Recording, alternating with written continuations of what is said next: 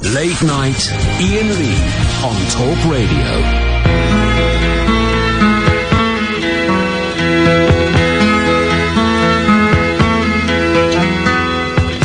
Nobody can tell you there's all... Right, I'm going to stop that because that's not working the way I want it to do. Hi, dear listener, Late Night Alternative, Iain Lee.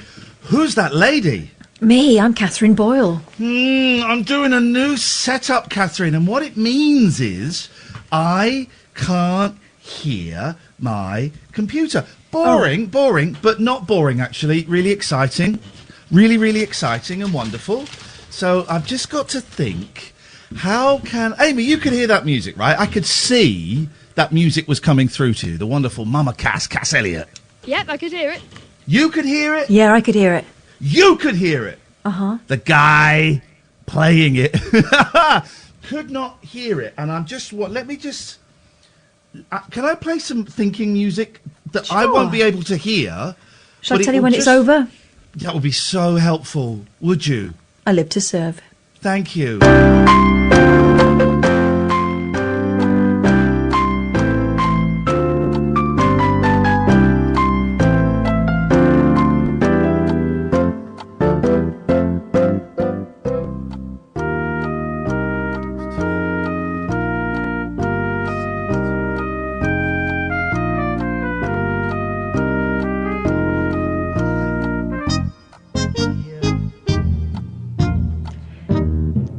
It's over.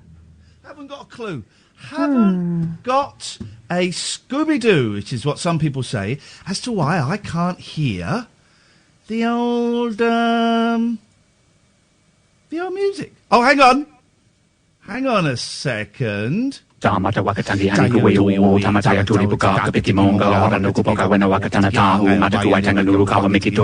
works. Kind of. It's not great. There's a delay. Anyway, Katherine. Yeah. I'm going to change it back to the old way during the breaks. How the devil are you, please? How the devil am I today? I'm all right. I had the kids for quite a protracted period by myself today. It was all right. It was groovy. They're nicely institutionalised, I'm happy to report. Can I say something that I've been getting some flack for, right? Yeah. I'm really enjoying lockdown. I'm enjoying it. I'm actively enjoying lockdown and what is going on. Now that I've worked out that it wasn't lockdown that was getting me depressed, that the fear of my mum dying was getting me depressed, the fear of me dying was really getting me depressed, which is actually quite an improvement because, you know, for quite a long time I wanted to die. But now that I know that lockdown isn't what's making me depressed. Yeah. I'm realising I'm really liking it. I'm enjoying it. I'm actually enjoying lockdown. And I mention it because I mentioned it earlier this morning when I was streaming. I've started streaming again, twitch.tv/Iain Lee. And it was good this morning. It was kind of like just a brain dump where I was trying to work through a few ideas of things that I wanted to talk about on the show, and things that were just going on. And it's kind of quite a healthy way to decompress after the weekend. And it really cemented the idea. I'm enjoying lockdown. I'm not going to mention the thing about privilege because I always do, and actually there's no need to. And quite a few people as well said, yeah, I'm enjoying lockdown, but I feel really bad for saying it. Yeah, well, what we're not saying is we're enjoying the reason for lockdown and we're enjoying the fact that there are people who are suffering and people who are losing, you know, but that's not it. It's the confinement. I think after...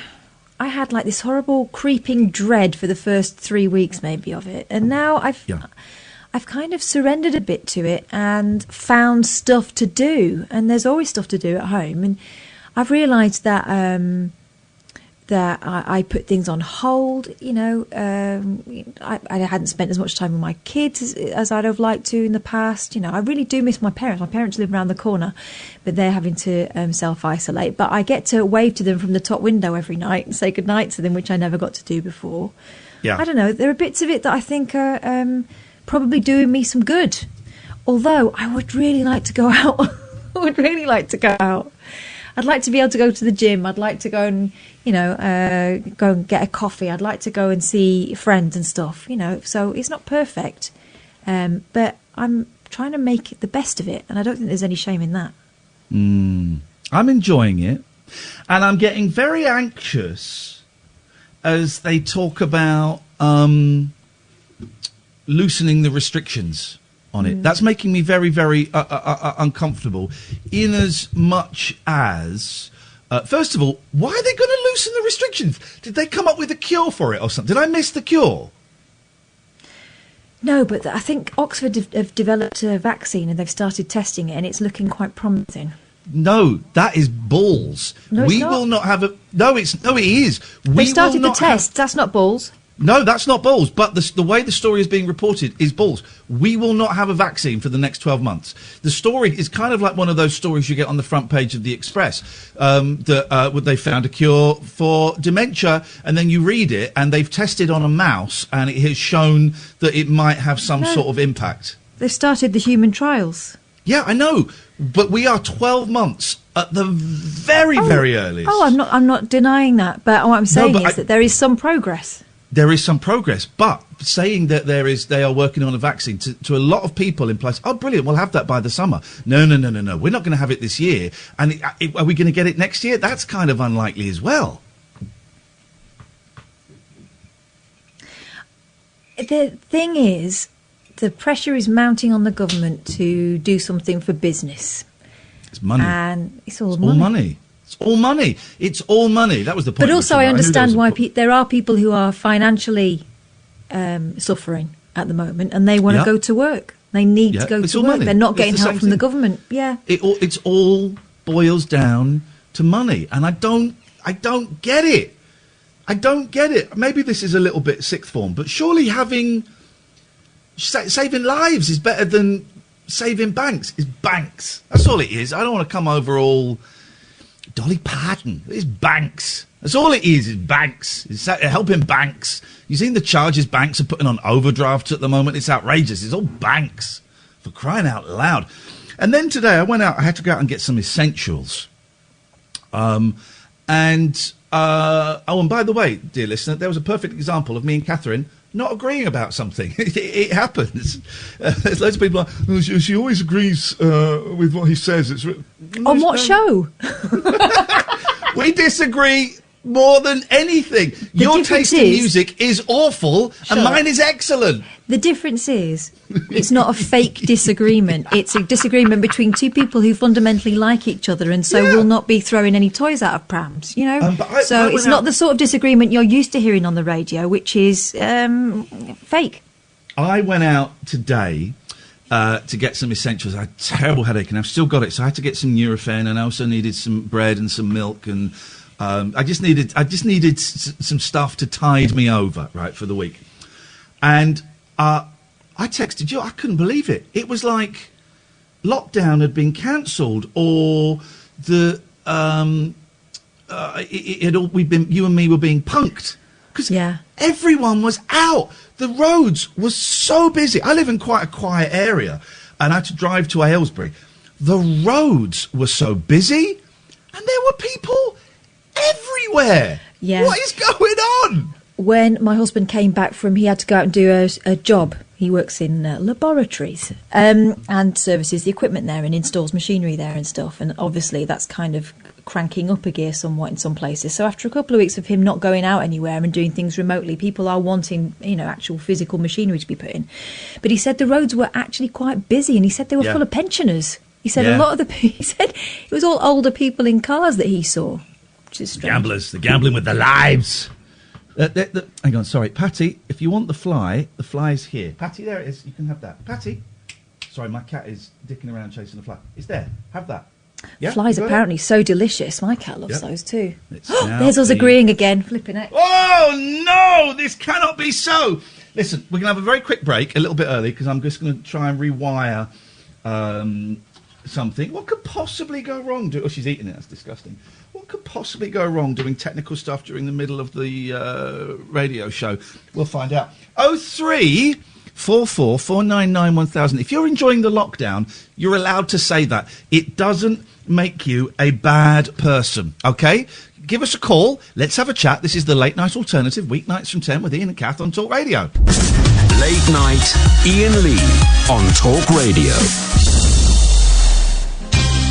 I think I'm back to how things were. I'm not really sure. I've deconstructed the little studio that I built, Kath. I've taken that down, and I've kind of moved everything. And I thought I'd found, you know me, I like to fiddle about. I thought I'd found a fancy way of... I'm streaming the show on YouTube again. Although, if any of those tossers get on my nerves, they're all gone. They're already getting on my nerves, Iain, to be honest. My spanner is hovering. Just boot them. Anyone that gets on your nerves, just boot. I thought, I'll try something new and something different, and I've not quite got it to work, so I might have to knock this on the head for tonight. But, yeah. Well, I tell you what, Katherine. Yeah. While I'm fiddling about, and I'm going to fiddle about for 2 more minutes, and then I'm just going to knock things on the head. Okay. Why don't you say hello to line 1 for me? Hello, line 1. Who's that? Hey, Kath.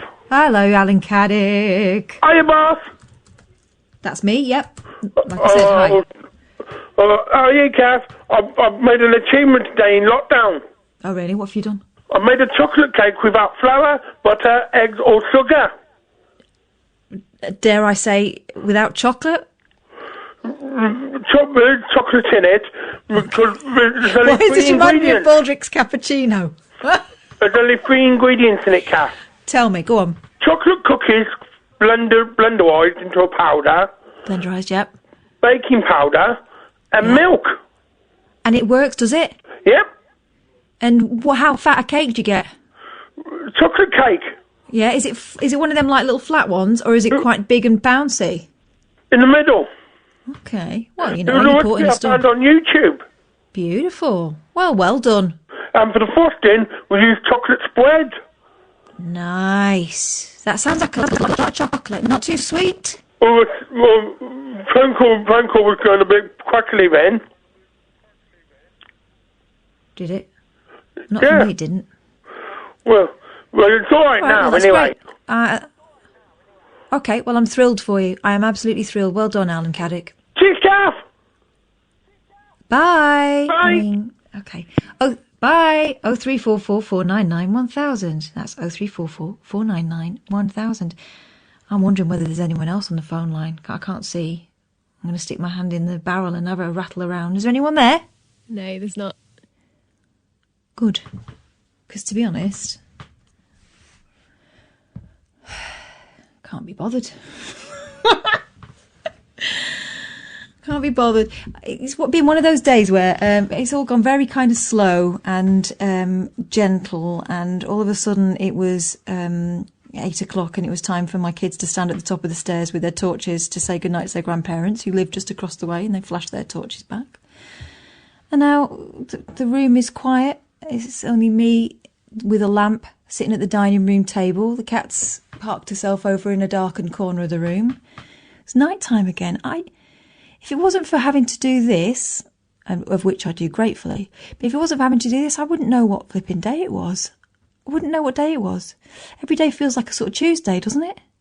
0344 499 1000. Iain, are you still tinkering, or are you? I'm looking at him on YouTube, and he looks like he's he's plugging stuff in and all sorts. He's plugging stuff in and all sorts. So anyway, the days are kind of melting into one. So I want to know today, what have you done to to spruce things up? Alan Caddick there making a cake with chocolate biscuits and what was it? Baking powder and water. I mean, 0344 499 1000. Daniel's on the line. Hang on. I can see Iain gesticulating wildly, saying he can't get back. What have you pulled out? Idiot. Hello, Daniel. Hello, how are you doing? I'm all right, thank you. Nice to hear a little giggle on the end of the phone. What's going on with you? Oh, it's just perfect storm, isn't it, at the moment? Just laughing with Ian saying he's enjoying the lockdown. Well, yeah. Do you know what he means? Yeah, oh my God. I'll do a quick synopsis for you. I moved back to look after my mum on the 11th of March. She was coming out of hospital after chest test. And then the lockdown was 3 days later, so I couldn't get back to the little Welsh island that I live on. And then 3 days later, my mum got some really bad tests back with the lungs. And then since then, I've sort of like had to endure this like paranoia. I've got OCD. I've got, you know, it's like, oh my God! I'm sort of made for this for you is a nightmare scenario, isn't it? It's throwing everything out of whack. Well, no, I'm made for it because all this cleaning that everybody's doing at the moment. Ah, okay. That you know, to me, that's like an everyday sort of occurrence. So all I have to do is like protect my mum. But it's just to have such quietness around me and so many like birds and bees and stuff like that at the moment. You've just got to take the positives out of things. Yeah. You know? Talk to me about when you realised you weren't able to go home, though, because I'm thinking for someone with strict routines and stuff, that must have been panic-inducing. Yeah. I came back to clean my mum's house up because she'd not been well, but she was telling me on the phone that she was okay. Until I got a phone call from my uncle saying, you need to come back and blah, blah, blah, blah, blah. So I came back, OCD'd the house for about 72 hours with no sleep. Blitzed it and then got back here. I just thought it was COPD to start with. Obviously, you know, you look for the positives. Gosh, it comes to something when that's a positive.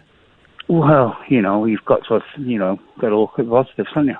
I understand more than you know. And you know, it wasn't. It was. So we've been down to Manchester Royal. We're quite close. It's good, you know, it's not two problems. The road's quiet. She's had tests, so, you know, we're just doing it day by day. But this lockdown at the moment has been, I don't know, it's been like cathartic. It's been like, it's allowed me to breathe a little bit in times of stress, you know, in times of pressure. I really don't think I could have handled it. Coming back from such a quiet island and like leaving the wife and the cats and everything down there, you know, just to be here now, you know, it's been a strange time, but I do understand and because I understand Ian so much when he's talking and when he becomes like random and he gets excited and then because he's so much like me that. It's just been like cathartic for him to come up and say to tonight that he's actually enjoying it, you know. And even in times of stress, that's what we're doing, isn't it? You know, that's what we're doing. I think so. I think after the first week or so, like I said, kicking against it or feeling like you were mentally sort of kicking against it, not that we could do anything about it for the first few weeks, and then realising this is the way the situation is. What can I control within this? What can I do about it? Yeah, you've just got to look at it like that. It's you know, you've just got to get through problems. I mean, halfway through that as well, my auntie died. And I've had to do like a funeral for 5 people as well, organise that. So, you know, you get things thrown at you, and you just think, right, do I crumble? Or do I sort it out?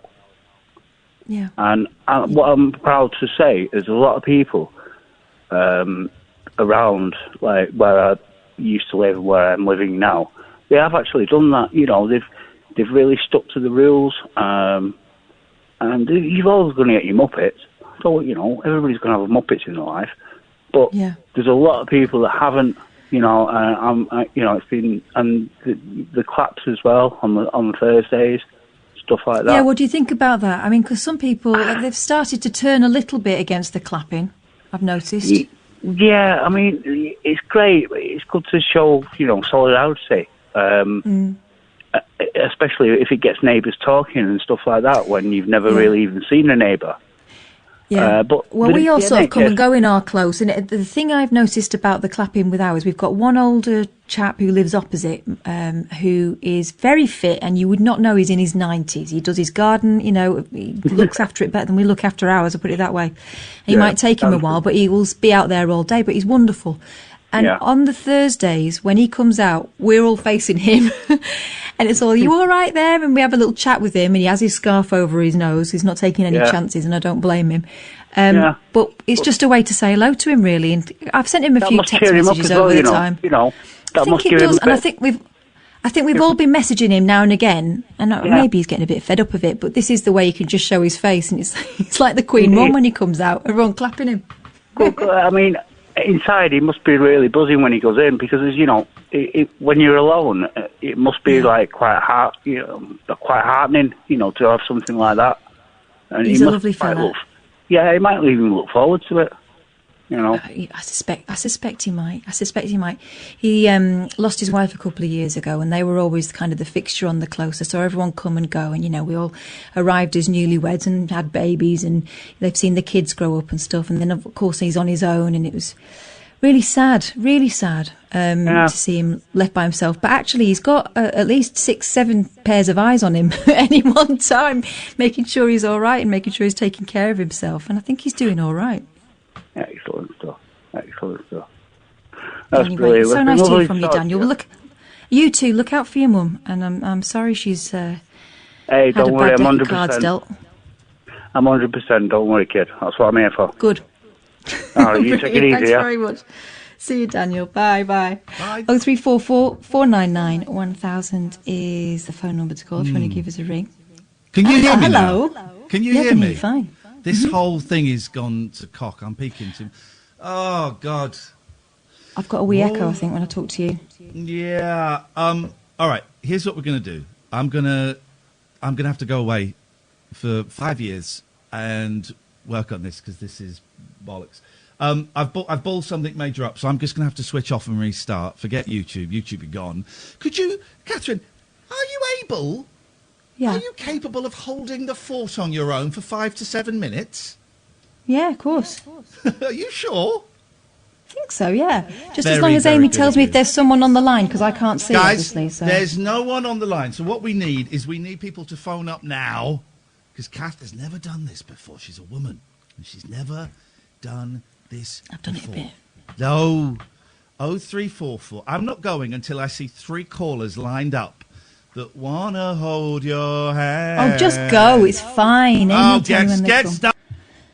0344 499 1000 is the phone number to ring. That's 0344 499 1000. I would say to tweet or text, but I can't see those, so it's probably just better if you give me a buzz. That'd be lovely. If you want to send me a tweet, though, it's at flippingcath. Dave says it's been loosening up since last Monday. I think we're talking about the lockdown rather than anything personal. It's been loosening up since last Monday, and this weekend was normal traffic-wise. I missed the times when it was like driving at midnight at noon. Have you noticed that? Are people starting to use their cars more where you are? Because I feel like, as Ian said, it's like the Truman Show, and me and Ian are Truman, because I've been staying in. I've not been out for ages. In fact, the last time I took my car out was probably a week ago, maybe a week and a half ago. And it was the first time I'd driven it for a few weeks, and it felt like I'd nicked it.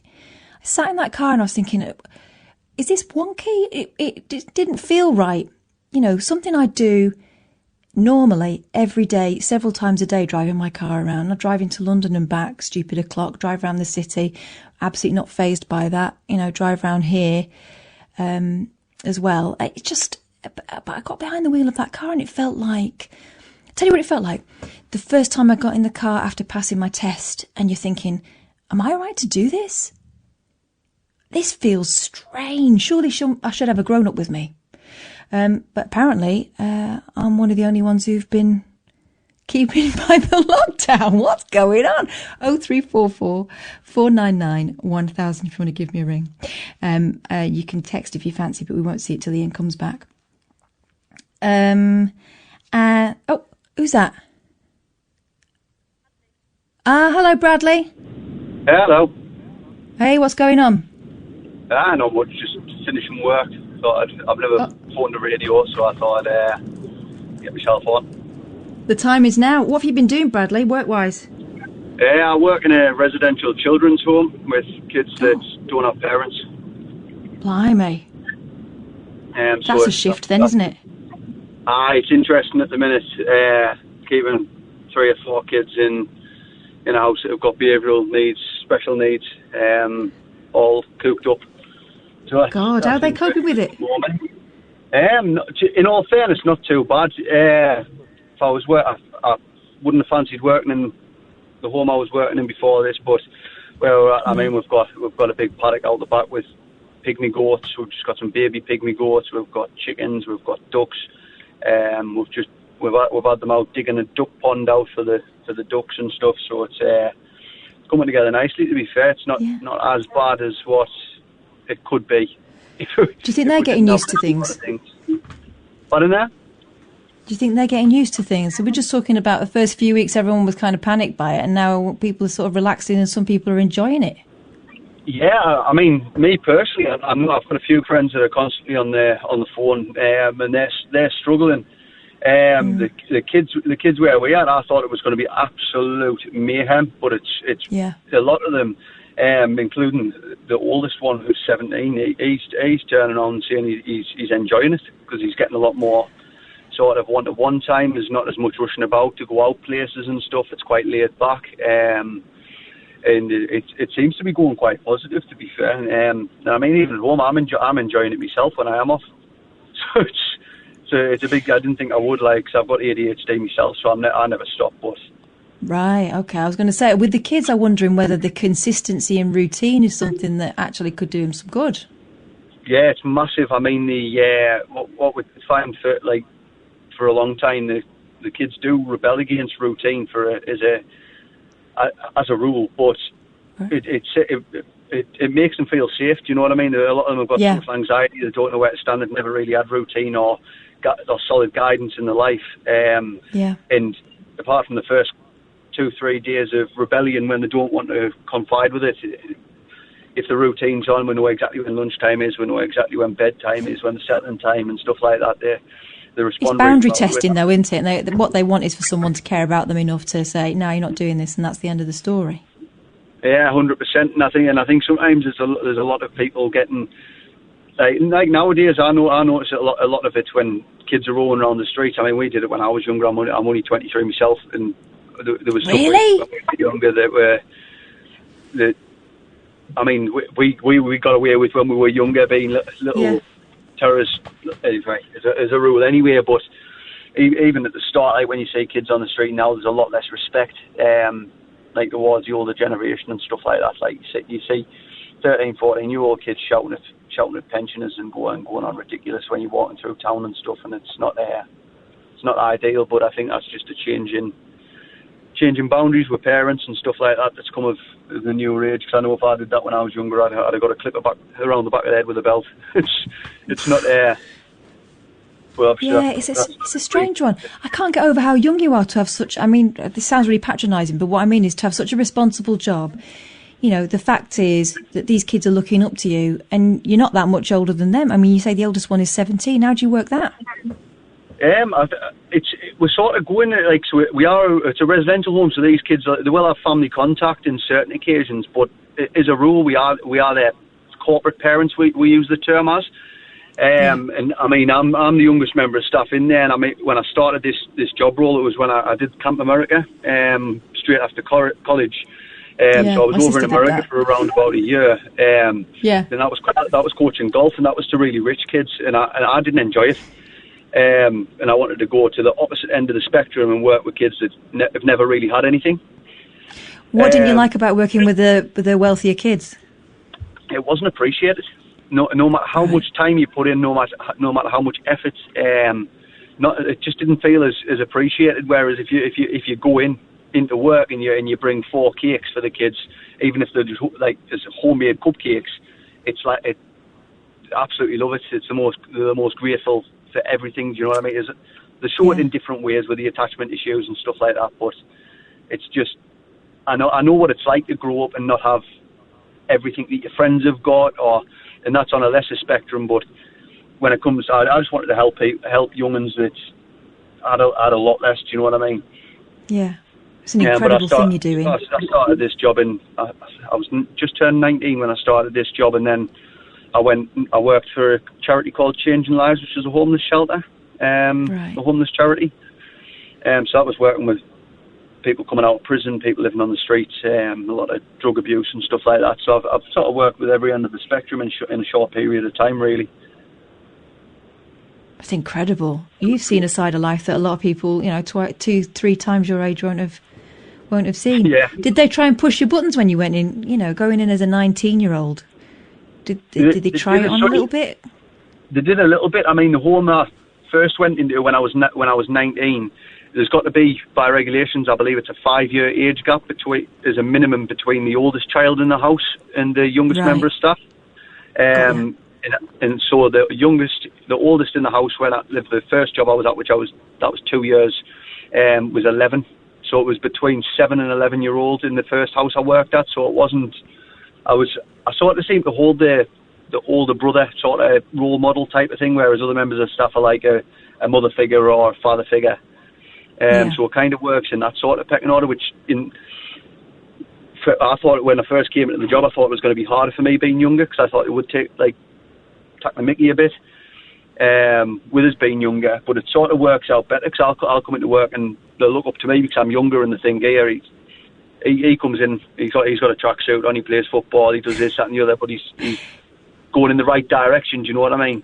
Yeah, and you're young enough to remember what it was like. Yeah. Yeah, because that'll be the thing that gets... I mean, I realise sometimes that my kids think I'm ancient. I'm 42. And I realise sometimes, I think one day you'll realise I'm actually not that old. The way you talk to me sometimes. My kids are 11 and 9, right?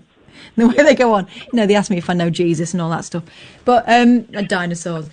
But, it's, they do like, my kids do respond well to the sort of younger teachers because they're cool, they're the sort of people they can aspire to be like, and they can see it, they're kind of within reach age-wise, Yeah, 100%. I think it's just like me growing up with ADHD and stuff like that, it's kind of, I always put forward to them, because a lot of the kids who I do work with have got either symptoms of ADHD or they're diagnosed with it, along with other behavioural issues. And I think they'll sit down and talk to us sometimes, and they'll speak about the fact that, I can't do this because my brain can't concentrate long enough, it's easier for me because I've been there in school where teachers won't listen to them. You get in trouble all the time. You're sent out of class every 2 seconds because you can't concentrate. And then it's easier for me to relate to how they're feeling. And they understand that because they notice straight away that I'm non-stop compared to other members of staff, and I'm running about. I've just been doing backflips on the trampoline for the past 3 hours with one of the kids. Oh my God! And they'll come out. It's supposed to be bedtime, and I'm like, we'll have a quick go on the trampoline first. You know what I mean? But it's keeping that balance between being too fun, but then the boundaries, so that it's easier to relate when you're my age, and the way I look at it anyway, because they do respond a hell of a lot different to me as what they do a member of staff that's maybe 45, 50-year-old. Yeah. Because there's no pulling the wool over your eyes. You do know what it's like, and you also know when they're trying it on. And you've overcome stuff yourself, so you're not going to take no for an answer in certain situations. Listen, it's been really nice talking to you, Bradley. I hope you've had a good day, and this has been a nice way to sort of unwind, as much as you do unwind. Yeah. No problem. See you later. So nice to hear from you, Bradley, there. 0344 499 1000. That is a job and a half, isn't it? Especially in your early 20s. God, they wouldn't have left me in charge of the remote control, never mind someone else's kids. 0344 499 1000 is the number to call. I think we'll go and have a quick word with Alistair. Are you still there, Alistair? Alistair. Hello. Hi, are you right? I'm turning myself off speakerphone. Oh, thank you. I'm all right. You know the drill. How are you? I'm all right. I'm here holding the fort. Yeah. What's going on with you today? What kind of a day have you had? Not too bad. Interesting conversation at the beginning about how we're dealing with this lockdown. I'm finding a lot of the days kind of are melting into one at the moment for me. Yeah. And I'm spending a lot of time in bed, asleep. But then I kind of, because I listen to the show and everything, and then I watch a bit of telly. I stay up quite late into the morning as well. So, my sleep is all over the place. But yeah, I'm not too bad. I'm loving your art, by the way, Katherine. Thanks very much. I'm enjoying doing it. I go through periods of, halfway through, I think, I've done too much or I've messed it up, and I just plough on through. And there have only been a couple where I've gone, forget it. This is a dead loss. But it's more the doing it than the product, to be honest. Does that sound daft? It's more just the concentrating on something almost completely mindless that I find really useful. It's great because, it's obviously something you enjoy, and I suppose like if I get into a good book, I don't do a lot of reading, but when I find a good book, that's something good that I can focus on or whatever, or listening to some of my old tunes. I do that quite a lot at the moment, which is great. Yeah. 70s Hey, there's something. Genesis, I listen to albums from beginning to end at the moment. Rather than skipping through or just picking, the odd track and then halfway through going, I've just remembered that one, I'll put this song on. It's a strange thing. Now you've got all the time in the world to just whack it on and just take your feet off the gas a little bit. Yeah, that's it. So I was listening to some 70s Genesis, and then I was counting, God, this music is like 40 years old. And then, oh no, yes, well, I've been on this earth, quite a while, but it's good to listen to some of the old stuff and everything. So that's great. The only sort of fly in the ointment, big fly in the ointment today was on an online AA meeting tonight, and unfortunately, one of our number has suddenly passed away. Oh no! Someone who welcomed me into the group. When I first went back, almost a year ago now, and he was a lovely man, and he was a very down to earth man as well. He worked with his hands. He was a railway worker, and he was always in his shares. He was always very straight and very. He never dressed anything up. It was fascinating to hear about his experience, and he'd recently got engaged to his girlfriend as well, and also recently found a brother that he never knew he had. So it's like, that's tough, man. That's really hard. For all his family and everything. It's horrible. So, I was a bit sad, obviously, after that. But I guess it goes to show that we all have to sort of make the best out of every day we have, I guess. Yeah. And he was making plans. It sounds like he had things to look forward to. He was hopeful about life, considering how he'd been, I imagine, before he got to AA. That's a huge achievement. Yeah. But his poor girlfriend.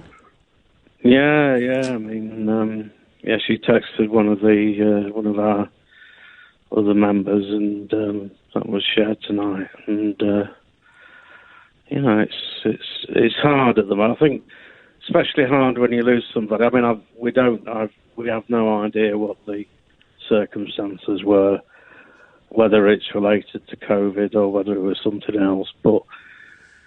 Even so, when you lose someone at the moment, it's so difficult because of the restrictions on funerals. Yeah. And, dealing with limits of the number of people who can attend and all the rest of it. But he was a good man, and I was very lucky to have met him. So that's the main thing. Oh, that's... I wonder whether writing something down for his girlfriend might be helpful. I know that at the moment we all feel very cut off from each other, but a few words such as the ones you've given us tonight would probably, even if it's too much at the moment, it would probably be useful to her in the future and appreciated. Excuse me. Yeah, I think so. The only other thing I was going to say about the sorry, Catherine. No, go on. The only other thing I was going to say about the lockdown is I mean, I've seen a little bit of the news reporting today as well earlier. Do you think it's right that people are starting to ignore it a bit? Well, this is what I'm hearing. I don't know. I've not been out of the house for ages. I think I go around the block, for my hours. I don't even use up the hour. We walk around the block for a bit. We go and have a look at the ducks, who, by the way, the duck pond near ours, the ducks are completely over what anyone can bring them anymore. It's just like, for God's sake, can you leave us alone? I've never known anything like it. If they could roll their eyes, there would be the ducks at the moment. But we walk down to the duck pond and have a look at them, and then kind of walk past and around the block again, and sometimes knock on my mum and dad's window and have a chat with them from a safe distance, through the window. But I've not been out very far at all. I've certainly not noticed. I've not been out in a position to notice the traffic. But what I'm hearing, I told you my husband went out to do a service job for one of the labs today, and he came back and he said, the traffic is picking up. And then I got a message from Ian. He'd been to pick up I was going to say a newspaper, but it was the Sport. And he said that it's as if someone's been having us on, they've said that there's a lockdown, and meanwhile everyone's going about their lives almost as normal as far as he's concerned in his area. So I don't know. There was a report. Tell you what I have noticed. One of my neighbours is getting, and this is the thing that I don't like who it's turning me into, and I don't like how it's making us feel, but one of my neighbours is seeing her family. I've seen the grandchildren going into the house. Oh, right. Which, part of me thinks their business, but it's not, though, is it? No. What's the point? What's the point? Yeah. So I do wonder whether people are starting to as you say, just relax things. Local news here was saying that a lot of the sort of self-employed people are going back to do their jobs and do more work, because presumably it's tough for them because of their incomes. And sure. What is it now? Week 6? There are some people who are on furlough who are finally getting paid, I think, today or the next couple of days. But if you're not one of those people who's being, quote-unquote, taken care of, and I know that it's not easy even when you're on furlough, what are you supposed to do? Well, that's it. And also, the tone very much in the papers has been of, come on, Boris, when are you going to open up again? Almost as if, trying to nudge him towards it. I don't want him to open up until it's safe to do so. I mean, it's not just about me and my kids. My mum is, not been well, and that's why they're on kind of self-isolation. I don't want anyone taking any chances at this point, because we're not out of the woods yet. I think we know that, don't we? Yeah, I mean, we just can't afford another second peak, can we? If it takes hold again and we have to go through all this again, that would be terrible. I also noticed this tone of, look at the extra hospitals they brought in, the Nightingale hospitals, what a waste of money, they're not being used. And I'm thinking, good, I'm glad they're not being used. It looked like an awful scenario, having to use those as overspill. The field hospital. But people sort of tutting about that. God, I'm glad, I'm grateful we're not using those yet. Anyway, look, thanks for the chat, and I hope that you get to speak to Ian again tonight. One day. One of these days, right? We're going to take a break and let's see if he's there on the other side. If not, I shall plough on. Nice to speak to you, Alistair. 0344 499 1000. You're listening to Talk Radio, and this is the Late Night Alternative. Late Night Iain Lee on Talk Radio. Well, as Ian continues to wrestle with his cables, not a euphemism, I will hold the fort. Now here we've got Robin on the line. Hey, Robin. Hello. Hey, what's going on with you? I'm very good, thanks. How are you? Good stuff. I'm all right. Why are you ringing me, Robin? I'm ringing because I've got a fundraising page on. I've got a fundraising page on Just Giving for the NHS. What are you doing? Okay. I'm running 100 kilometers in my swimsuit over the course of a week. Why in your swimsuit? I thought it's a unique idea. It's going to be fun and. Okay. And where are you going to do that? On your garden? It's like our communal back garden. Right. Okay. God, I bet you're hoping for good weather then, Robin. What if it gets cold? Yeah. I'm hoping, but I'll still plough on even if it does rain. You're a good one. What made you want to do something? I was inspired by Captain Tom Moore to run it because I saw all the things he was doing. I thought the NHS is a brilliant thing to raise money for, especially in these times. Yeah, it is. How old are you, Robin? Can I ask? I'm 14. Right. So, I mean, weird times for you. About to get weirder running around in your swimsuit. How can people find your page? Well, I started the page yesterday and I've raised £750. God, that's amazing. Let me see. Where are you? Tell me what the page is, and I'll look you up. The page is on Just Giving. Yeah. If you type up Robin's running 100 kilometers in swimsuits, I'll be there. Okay, let's have a look. And how much do you want to raise? Well, I've got a target of 1,000, but I do hope if we reach that, then we can go on further. Okay, let me see. Robin. Let's see. Robin is running 100 kilometres for, what is the other thing? For the NHS? Yes. I'm trying to find it. Can't find you. Hang on, let's go on just it's got NHS heroes with hearts on it. Okay, hang on a sec. Let's have a look. Robin.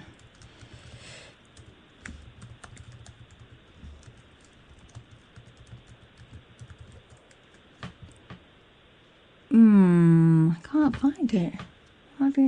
Maybe, I don't know, if you try a capital Robin with an I, and then Robin running 100 kilometres in swimsuit.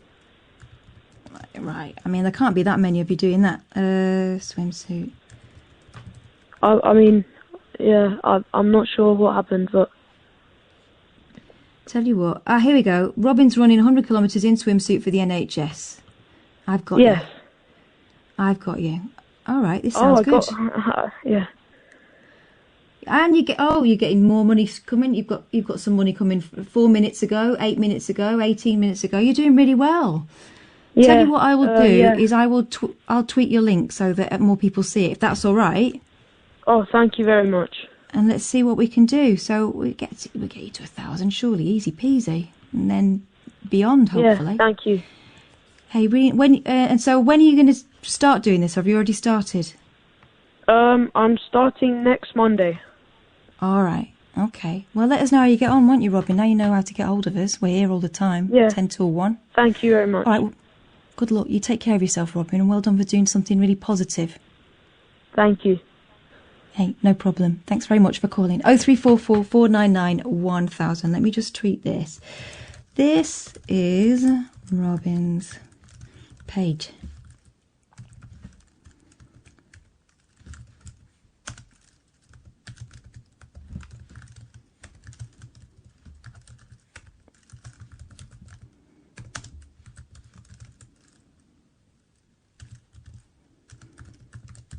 There we go. So you'll be able to see it. 0344 499 1000. You're listening to the Late Night Alternative. Now, what normally happens is I sit here in my house, and Ian sits there in his house, and he connects up. He's got all the equipment. He's got microphones. He's got a mixing desk. He can play your music and do all sorts of stuff. But for some reason today, he's pulled a wire out, and we can't work out what's going on. Hopefully, he'll be back on the other side of the news. But I'll certainly be here for the next 2 hours, and at some point he'll pop back up. I have no doubt about it at all. He's excellent at this kind of stuff once he's untangled the wires. 0344 499 1000 is the number to call, or you can send me a tweet. It's at flippingcath with no G, at flippingcath. Thanks very much to Ian for other Ian for saying nice things. And JJ Frog, we're talking as well about sort of lockdown and whether now, what are we, 6 weeks in, whether there are elements of it now that you've managed to make the most of. All right, Ian's saying that he's enjoying lockdown. He finds it kind of, he finds it makes him feel more secure. He's got into a routine. He's kind of got hold of his emotions around it, and the panic has subsided. And now he's realised that actually he's getting a lot of time to do the stuff he likes to do anyway. Are you enjoying the lockdown? Are there bits of it that you've managed to make the best of? And have you just rediscovered things like, you know, reading? I haven't read a proper book, sat down and read a book properly for years. I'm ploughing through them during this lockdown. The kids are at homeschool, so they're getting on with stuff. I sit at the table with them, or I sit next to them, and I'm reading books. Incredible. When do I ever get the time to do that? I haven't put my children to bed since I started working at Talk Radio. I'm able to put my kids to bed every night. It's incredible. Those bits I am grateful for. Those bits I am grateful for.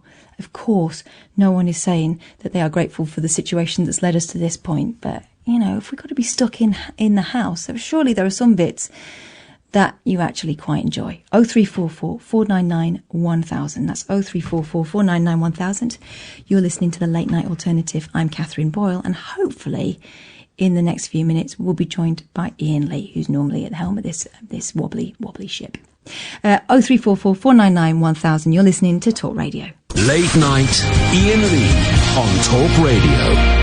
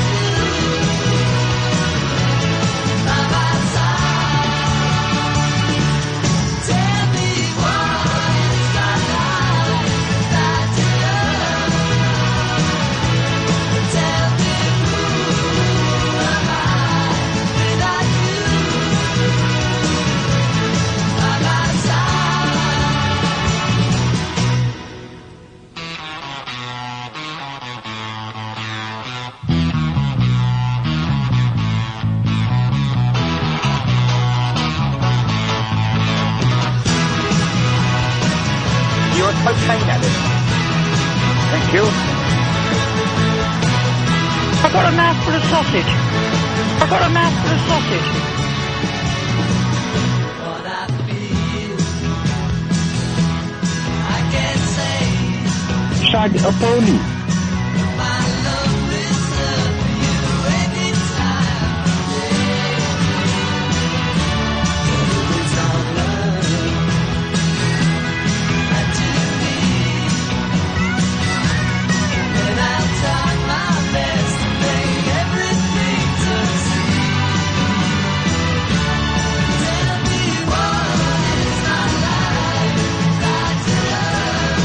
David Babcock.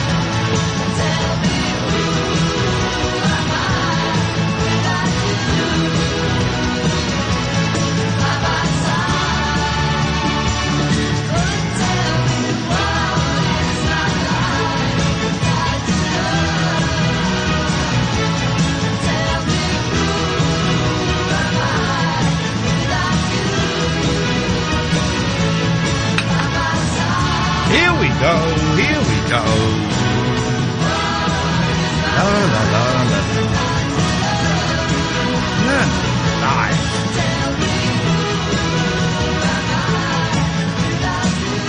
Evening, dear listener. Flipping it, Kath. Bit of a palaver, huh? Jesus. Oh, my head is killing me. Can you... I'm just... this is boring. Does this sound okay? I'm David Babcock and I got my willy stuck in a hoover. Ignore the content. Obviously, the content is disgusting. But audio-wise, Amy and Katherine or Kami and Atherine, does that sound okay? It sounds good to me. What about you? Okie dokie. Flipping heck. I have been... We can hear that pervert loud and clear. I have been to the den. I have been to the garage. My lovely, beautiful, tidy box of wires has been tipped upside down while I search. I have no idea what happened, right? It just wouldn't work. It just wouldn't work. And now I've got an absolutely blinding headache. Flipping heck, man. You know I said I love lockdown. Screw that. I hate lockdown. I hate it. But here's the thing, nothing's really changed from the setup that we had last week. I've just moved it. All I've done is taken the desk out and I've just moved it. The wires are the same. I was trying something a little bit different with the YouTube, but that didn't work, so I was able to counter that very quickly. Just unplug one thing and plug something in. And I just could not get it to work. What's going on? Gremlins, innit? Gremlins. Yeah. But you're here now, and that's what counts. It is Gremlins. I have had a headache this afternoon. I've been really good today, actually, but I had a headache this afternoon, and I don't, there's debates going on over contracts and things, and who knows what will be happening at the end of June. So part of me thinks it was a subconscious attempt for me to sabotage my contract negotiations, in inverted commas, because I don't even know if there are negotiations. But something was not right. I'm just going to play a little snatch of Mama Cass. Hang on a second. I don't think this will be loud. Let me bring it down a bit. There we go. All right. I can hear it. We got it. All right. Let's go to Dave. Good evening, Dave. Good evening, Kath and Kath's co-host. Thank you very much indeed, sir. Absolutely correct. At least the bell works. Well, I got a bell. He says. Hang on, that's not a bell. What wasn't a bell? That's a bell. Do it again. That's a bell. Oh, it's a little Sounds one. like a triangle. Anyway. Dave's little bell. I stole it from a Hey, bank. Dave, I was thinking of you this weekend. Because I finally got around to listening to that Ben Folds CD you gave me ages and ages ago. The live gig from Berlin, was it? Yeah, it was, yeah. I put it on and I thought, this is going to be great. The kids will enjoy this. There's one really sweary song in there. Oh, Dave. Oh, yeah, it's a Dre cover, isn't it? Yeah. Yeah, cool. They didn't notice. They had their headphones on, but I did think maybe I should turn this off.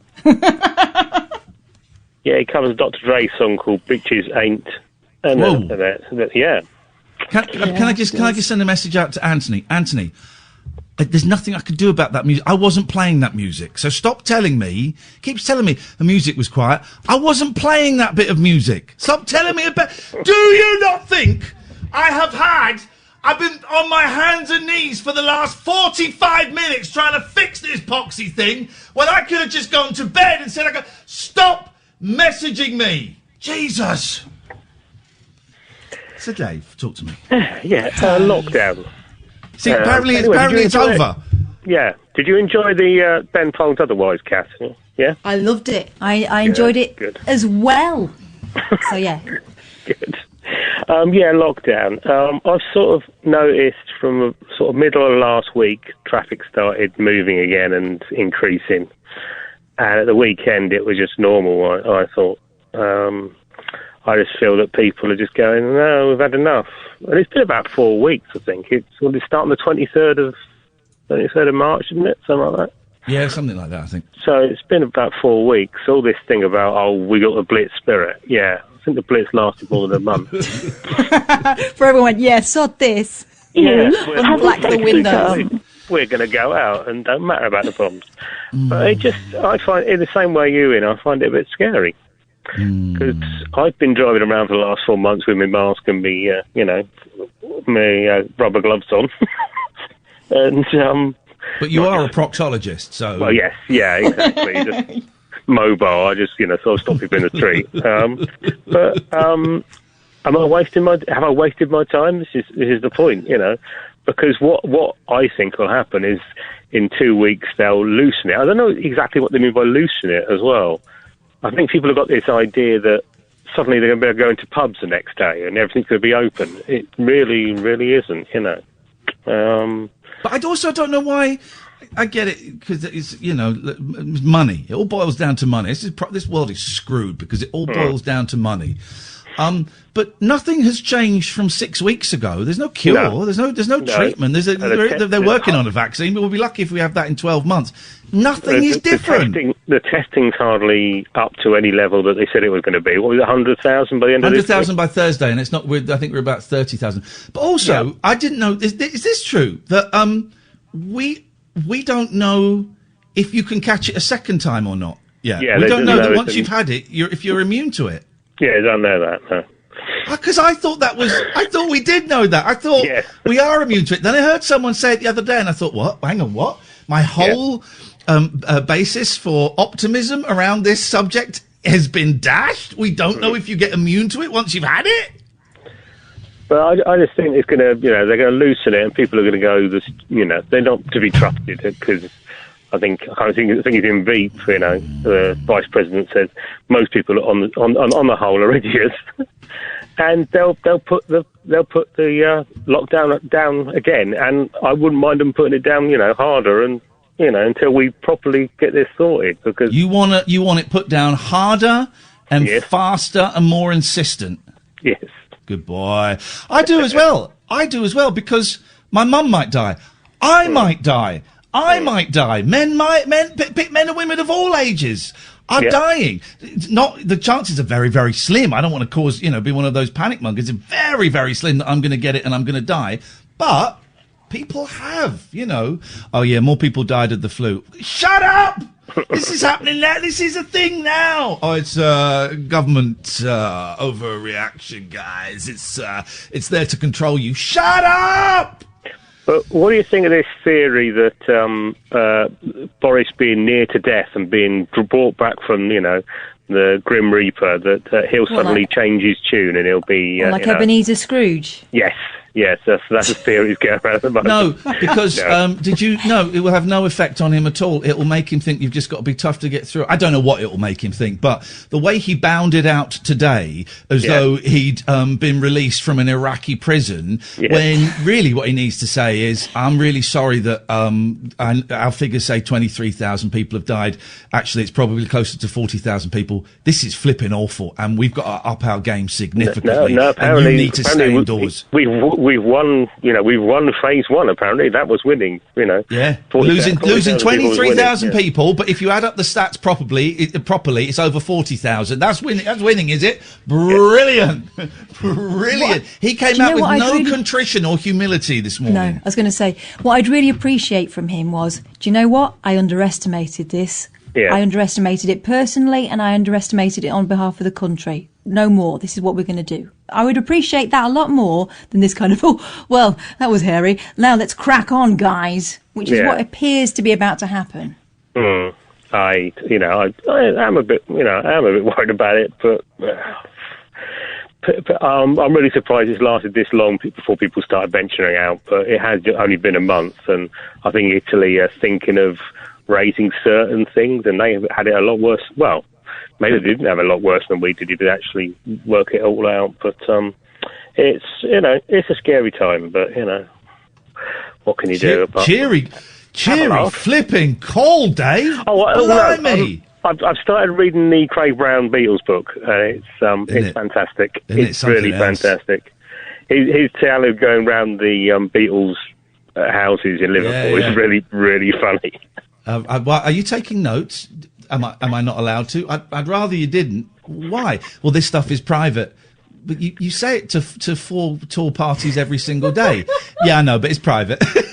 And the other guy says, I've got one book out of it, so I'm hoping to get another one.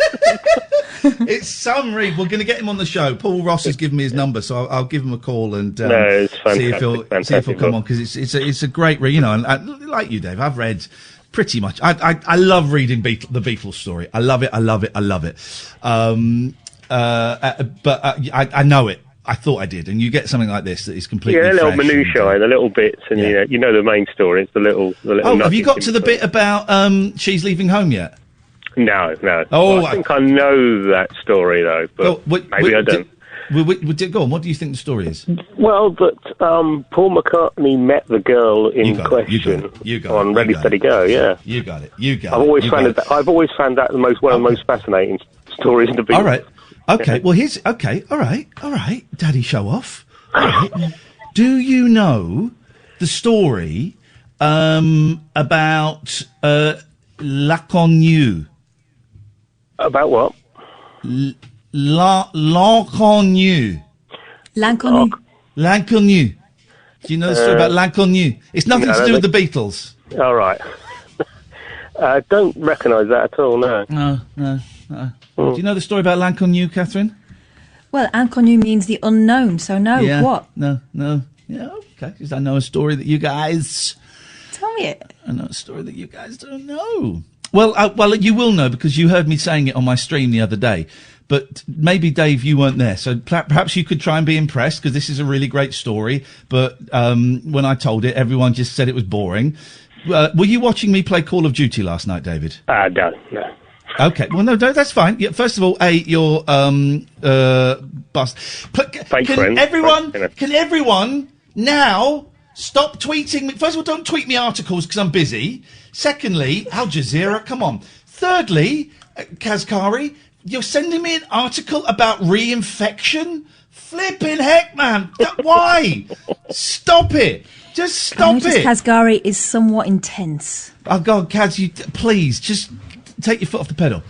So, you know the dummies, Dave, that you learn CPR on, okay? Oh, yeah. Yeah. Oh, exactly. L'Inconnu. L'Inconnu, Katherine. They all have the same face. Did you know that, David? No, I didn't know that. No. They all have the same face. And CPR wasn't invented until the early 1950s. And the guy that invented CPR got in touch with a toy maker and said, "Look, I need kind of like a toy that people can use to compression and to kiss, give the kiss of life to this new thing I've invented. Could you make something that people wouldn't feel embarrassed breathing into?" And the guy was Belgian, I think, or something like that. He went, yeah, okay, I'll make you something. So he decided to make a woman, because he didn't, didn't want it to be like gay and stuff. In the olden days, I'm just saying. He didn't want it to be gay and stuff. And he's thinking, well, what face do I give it? And then he had a death mask on his wall, right, of this woman. Bit weird. Yeah, well, it is weird. Well, no, it's not weird, actually, Katherine. There's you making judgments again. No, it's not weird. So he had this death mask of this woman that he was kind of faintly... Kaz, do you know what? Get lost. Okay, sorry, but I don't want people to die because we're ignoring the possibility, that's all. But you're tweeting me, Kaz! You're tweeting me a news story from Al Jazeera about reinfection. We're talking about it. You're tweeting me! I'm busy doing a radio show. Flipping heck, man. Dear God. Yeah, that close to getting blocked. That close. And so he said, right, I'm going to give this dummy the face of this death mask. Right? And if you investigate it further, the death mask of this woman was a really popular thing in the 19th century. It was like it's like a painting that it's like Bob Marley smoking a spliff was in the 90s, right? I'm looking at it now, and it's kind of got this beatific smile. Yeah, on its face. And what it was, it's an anonymous young woman who was found dead in the Seine in the 19th century. Her body was hauled up from the River Seine, which I believe is in Paris, in France. And it was dragged to the banks of the River Seine. They didn't have CPR. They had no way of trying to revive her, but she'd probably been dead for quite some time. No one knew who this woman was. A death mask, popular at the time, was made of her face. For some reason, and no one knows why, it's been lost in the mists of time. That mask became very, very popular. People would buy it and put it on their walls. That is the face that the Belgian toy maker in 1954 put on the CPR dummies, and that is the face, l'inconnu de la Seine, that still is on the death masks to this very day. The irony being, she is brought back to life thousands of times every day with a technique that may have actually saved her life. There you go. That's good, isn't it?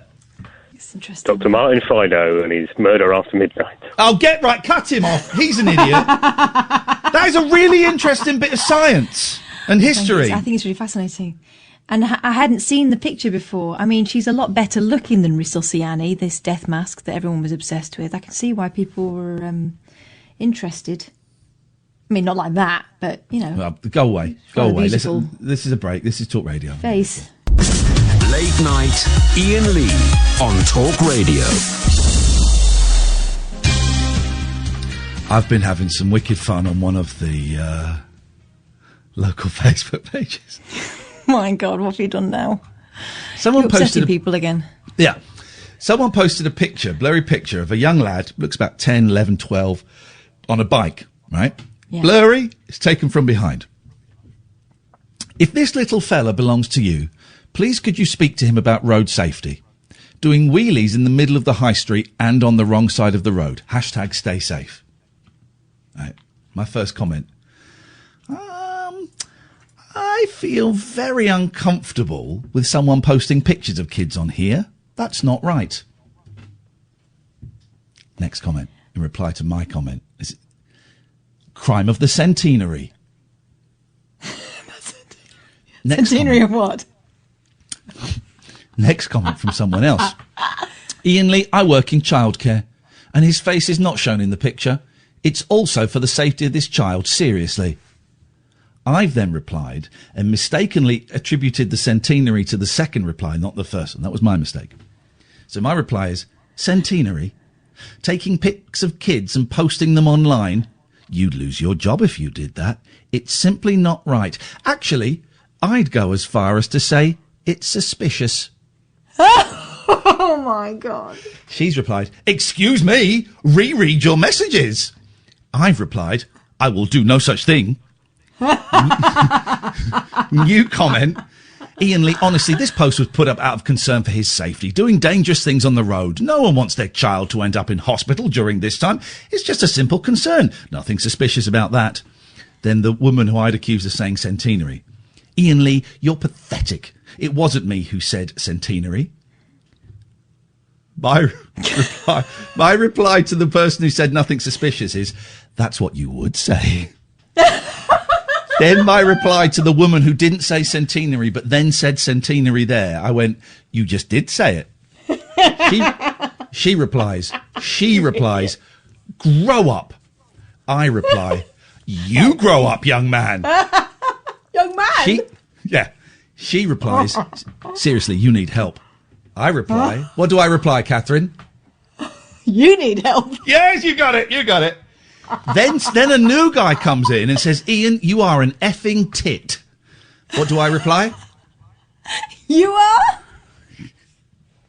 Correct. No, you are. Then Kenneth, someone called Kenneth calls me a twit, but with an A. So I then reply, hey man, no need to call the woman who took this invasive picture a twit with an A. That's a little harsh. Please, have some manners. Then someone posts, agreed, his face is not seen, plus the next picture could be him dead in the middle of the road. Wonder if you're worried about picture? that. That would be weird. And then... were they driving a car when they were behind this child? Well, then if you go further along, down... there were no cars. You go further down, there are some people going, I think taking a picture while you're driving a car is probably worse than what the young boys say. And it's kind of 50-50. No one's agreed with me that taking pictures of kids and putting them on Facebook pages is bad. But half the people think, it's just a kid riding a bike. And the other people are going, yeah, this little shit deserves everything he gets. But it's the most fun I've had in ages. Well, before you gave me your observations on your trip out to pick up the quote-unquote paper comic that you purchased for yourself earlier today. I've got the sport, guys. We got the sport. I would have thought, well, what's the harm in it? There's no one on the roads at the moment. Yeah, Kids can ride wherever they want. They're reclaiming the streets. Yeah. But it would appear that a lot of people are getting about their business. It is a busy, busy old time out there. Very busy. Oh, hello. Now what's happened? Hi. Hello. Oh, jeez, not again. Hello? Hello? We're not playing this game. No, I'm not playing this game. Yes, you are. Hello? Listen, I am not Facebook. Hello? That's better. Let's go to Damo. Good evening, Damo. Hey, Ian. Hey, Katherine. Gosh, that was a low energy start to the call there. It's like you went from 0 to 3 in 35 minutes. I think you might need recharging, Damo. Your battery running flat, Damo. I love you both maximum. Can you plug yourself in, Damo, and get a little bit more charge? Can you not hear me? Pardon? Is that better? Better in terms of... Can you hear me? Yeah, well, yes, we can, but I don't know if that necessarily makes it better. What would you like to say, Damo?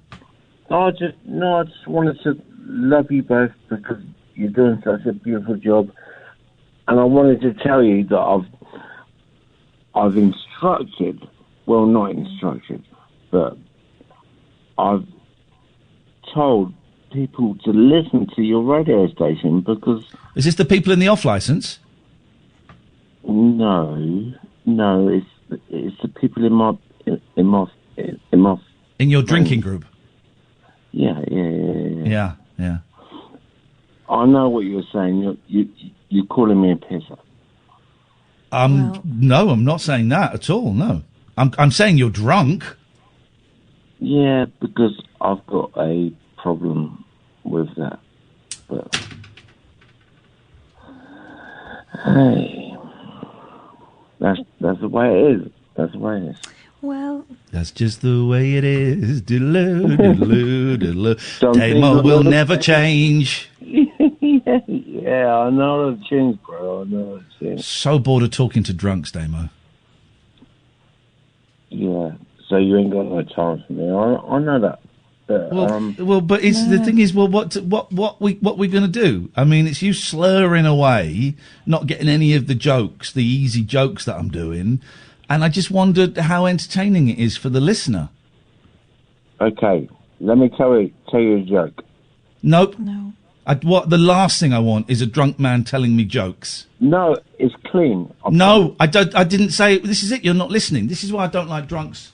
This is why I don't like drunks. Because you're not listening. I didn't say the last thing I want is to hear a dirty joke. I said the last thing I want is a drunk man telling me jokes. It'll be a clean joke. Literally, you're not listening to me, are you?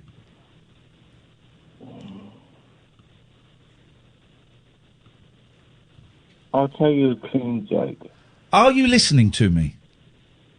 Yes. What did I say? I don't want to hear a dirty joke. Literally not what I said. It's not what I said at all. Well, what? Well, I can't tell you anything else. Well, I can tell you anything else. I can tell you that I've referred lots of friends. Dave, I'm going to end this here, mate, because we're going round in circles and it's really, really boring. 0344 499 1000. Let's go to David Babcock. Good evening, David. Good evening, Ian. Good evening, Kath. Good evening, Can you do a Bryan Ferry impression? I've heard that you can. Let's stick together. Can you do Bryan Ferry saying grab pussy? Grab pussy. Yes, he can. Oh, Kath, have you got anything you want to hear Bryan Ferry say? No, not before. Can you say... This is the best thing ever. Can you say... I don't know. Could you say, I'd done a little garden in the voice of Bryan Ferry? I've done a little garden. Yeah. That was your voice. That was your voice. Sorry, I got confused. I've done a little garden. Can you say, my name is Bryan Ferry and I've had sex with a Hoover? I'm David Babcock and I got my willy stuck in a Hoover. My name is Bryan Ferry and I got my willy stuck in a Hoover. Okay. My name is Dave. No, that was David Babcock. Hang on. I got it. My name is Bryan Ferry and I've got my willy stuck in a Hoover. Very convincing. Very convincing. This is the best call you've ever made, David. Oh, I love it. I love it. Oh, God. If anyone, 0344 499 1000, we've got a couple of minutes. If anyone has got requests for Bryan Ferry, then please give us a call. But, David, in the meantime, sir, what have you got for us? Well, you're all jovial and you're going to take the pee, but I'm quite... I found something out that's absolutely rocked me world. If it's the thing about the CPR dummy, don't bother, David. Don't bother, because apparently no one else is interested in it. Annie, I'm are you interested. okay? Annie, are you okay? Shut up. Are you okay, Annie? That's got nothing to do with it. Right, go on. Did you know? Well, you probably did know, but I didn't know until just now. That the lead singer of some of the Osmonds' greatest hits wasn't Donny Osmond. It was one of the other Osmonds. But it was probably Donny Merrill or Tito. Tito Osmond. Right? Merrill Osmond. What about Jermaine? He's one of the Dave Clark Five. Here's okay. All right, let's name the Osmonds. Donny, Marie. Yes. Who I think they definitely did it. No, come on. Jimmy. She's fit. Yeah, you would. Little Jimmy. Little Jimmy. And he hates that nickname for obvious reasons. Merrill. Yeah. Tito. Jamal. And Jamal Osmond.